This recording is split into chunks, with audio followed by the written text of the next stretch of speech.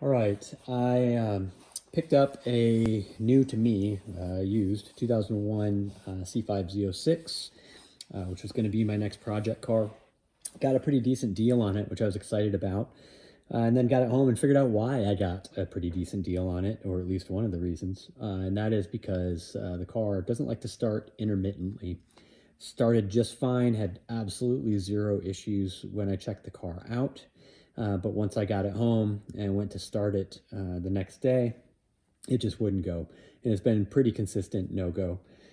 So what I did here is I wanted to do a little bit of troubleshooting to figure out what's going on. It is apparently a pretty normal problem for these ignition switches to go bad. So I've gone ahead and I've pulled this ignition switch out of the car, which was actually really easy to do. And now what I wanted to do is just check out to make sure the switch is functioning. If it is functioning, then I'll have to work my way in and see if it's something else. But I'm going to go ahead and start here since this is a known problem. Through the wonders of the internet, I was able to get basically a pin out here so that I understand what each of these pins are supposed to do or what makes contact as you turn the key. So I'm going to start here by checking some resistance and make sure that as I'm making contact and as I rotate the key, that I'm getting relatively low resistance and it's making the kind of contact that it's supposed to make. These keys also have a little, it's not a chip, it's actually a resistor in them. It's this guy right here. And that is supposed to give a certain reading to turn off the VATS system, which is the security system in the Corvettes, to let it know that it's got the right key and it can start. So I'm going to check that as well. And that's what this little cable is here. So we'll check it on the key and then check it there as well. So all this work here is going to be done just by checking resistance. So I set my multimeter to the resistance setting, and then I'm just using alligator clips because that's going to help me later on, although it might make this job a little bit more tedious. Great. And then I'll go ahead and make contact with the other side of the resistor. Looks like I've got 0.523 to 0.524, which is exactly what it should be. This checks out as one of the resistors that are acceptable for a Corvette key with a nominal resistance of 0.523, and then it's got some variance on each side.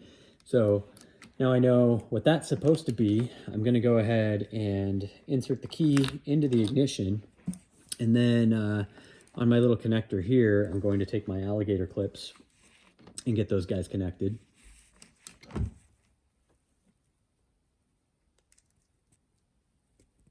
There's one.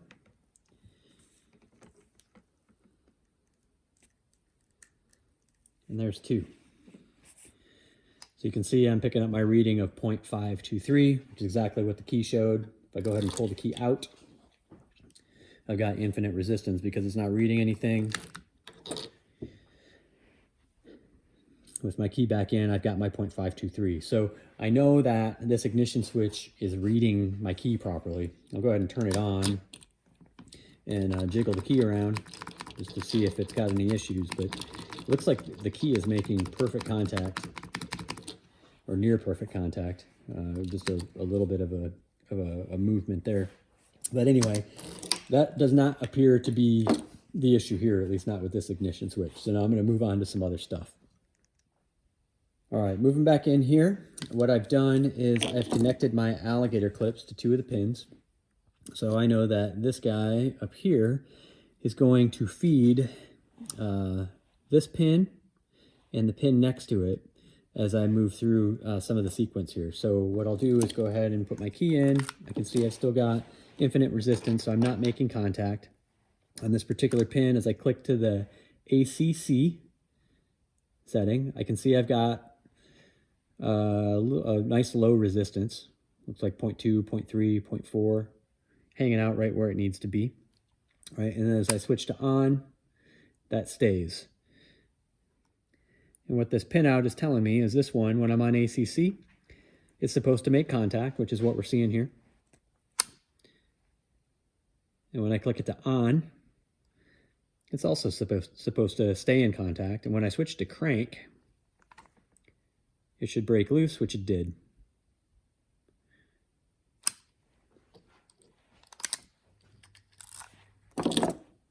So now I'm going to go ahead and move to the next one up. This one should behave a little bit differently. So we can see that it's not making contact now. When I switch to the accessory, it's still not making contact, which is what it's supposed to do.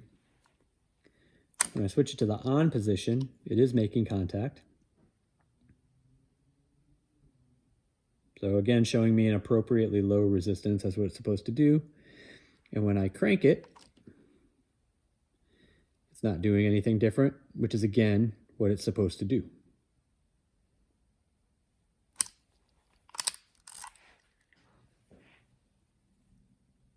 All right, now switching to the other side. So now this pin will feed several of the pins over on this side. So I'll start to test and see if it's behaving the way that it's supposed to. All right, starting with this guy, it is open right now. When I switch it to accessory, I believe that is supposed to come on, which it did. And it's showing us a similar resistance. And excuse me, that's accessory. When I switch it now to the on position, it should stay. And it should stay that way when I crank it. Yeah, which it did. So that pin is behaving as it's supposed to. All right, moving across to this guy now. This one should stay off with the key in, but in the off position. It should remain off in the accessory position, which it is. And again, remain off in the on position. But it should give me contact when I crank. And it's not. So that might explain why when I twist the key to start it, I'm getting all of nothing. Let's see. If I jiggle, can I get anything?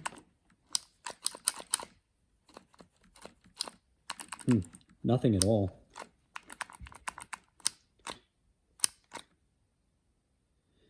Yeah, so that should be giving me something. So I'm betting that's the culprit right there.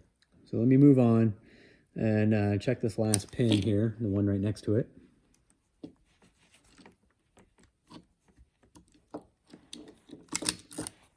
Okay. So off is nothing like it's supposed to be. Accessory should remain as nothing. When I switch it on, I should get contact, which I have, and resistance is similar. And when I crank it, it should be open, which it is. So far it appears that it's this pin right here that's my problem. There is another set though that I want to check just in case, and that is there's a contact in there that changes when you push the key in and out. So moving down here, this is one of the contacts. I believe there are 3 of them that should behave differently as you move the key in and out. So I'll first check this one. So with my key out right now, I have a very small resistance of 0.04, 0.03. When I push the key in, it opens the connection, so I've got infinite resistance. That looks like it's behaving the way that it's supposed to.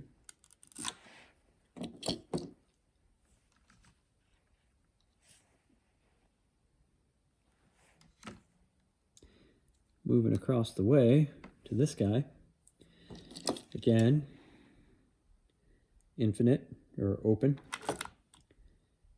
With the key in, still open.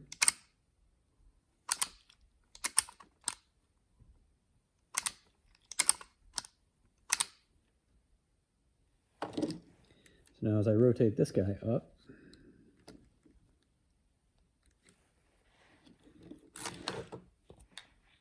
key out, key in.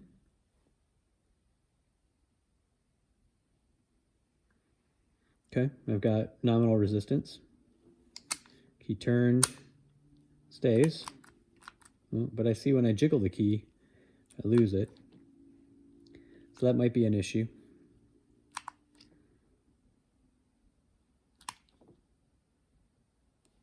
Okay, so potentially two issues here. One, with cranking the key to start, I think that's my main problem. And then the second one is that my contacts might be not always sensing that I have a key inserted. So next step here is going to be to, I guess, do one of two things. Either replace the module or take it apart and see if I can clean the contacts. Looks like some folks have had success cleaning the contacts in the past, so that's what I'm going to go ahead and try. I figure worst case, I'll just replace the thing anyway, so might as well get in here and see how this thing works. All right, now what I've done is started to remove this little back cover. So on the very back of the ignition mechanism is this back cover. It's got a few little clips. Let's see, 2, 4, 6 little clips that you can just pry off with a screwdriver, and you slide the cover off, and inside of here then are these little fingers, and these are the contacts that move around. I don't know if you'll be able to see them or not, but that's off. So all of these little fingers are up in the air and they're not making contact with the contact points down underneath. And as I rotate the key through, I can see them move. And this guy right here, this is my culprit. It does look like it actually moves down. I just don't know that it's making particularly good contact. So now I have to figure out why.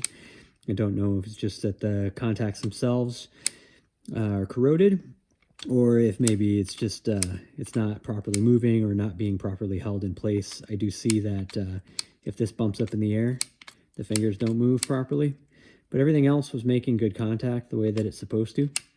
So I think it's more like, as I look at this thing right now, it looks like maybe it's just barely making contact, if at all. So there's a decent chance that maybe I just need to bend that thing so I can get a little bit more pressure on that contact point when it comes down. I'm going to mess with it a little bit and see if I can figure it out. So what I've done here is I've hooked my multimeter back up. I just wanted to see if I could figure out what's going on. And as I turn the key, I'm holding these in place because they do pop up. I can see I'm still not getting anything. However, if I put a little pressure on that contact arm right there and I turn the key, it goes down and I make contact.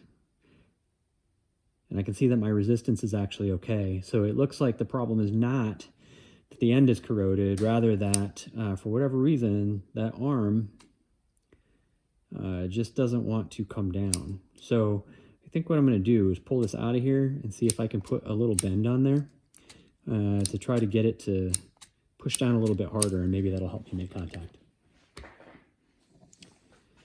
All right, so what I did is I took this guy and just pulled him on out of there. And then I took the fingers and I bent them down just a bit, right, to get them to hold the shape. This is the guy that was giving me a problem. So both of these thinner ones I went ahead and bent down. These other guys weren't really giving me too big of an issue. So that should give me a little bit more force. So as I now go ahead and slide this thing back in, let's see, there's my entry right there. And that goes all the way back in. And we'll go ahead and hold this down now. There's a little bit more force coming off of these guys, but as I look at it, I can see I'm getting much better movement from that arm. So let's go ahead and connect the multimeter and see if we actually get appropriate resistance. So that's connected to the bus bar. And then now I'm connected to the point in question. And let's see what happens. So not turned. Now I'm in crank. And look at that.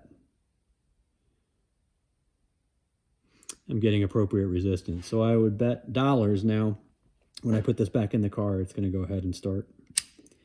So I think that's it on this. If that's not your problem, if it's not that the arms aren't making contact, then what I've read on the internet, though, is that sometimes these guys get a little bit corroded. Maybe if they're not making the best contact in the first place, then you can get some corrosion buildup and that kind of thing. So you can take a little bit of fine-grained sandpaper, some rubbing alcohol, just kind of clean those guys off so that you get good contact. Just pass a little bit of sandpaper through there and then put it back together.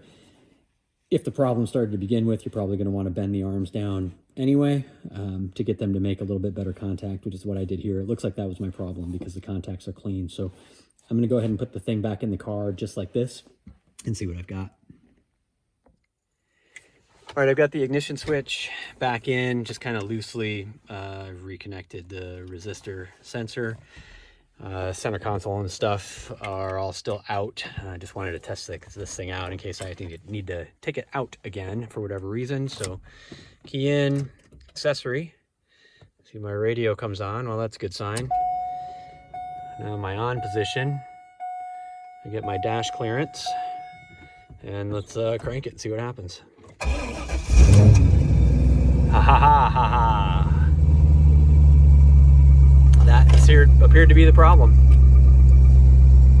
So car is running. I'm gonna play with it a bit and make sure that it stays this way, but for right now, it looks like that was the culprit.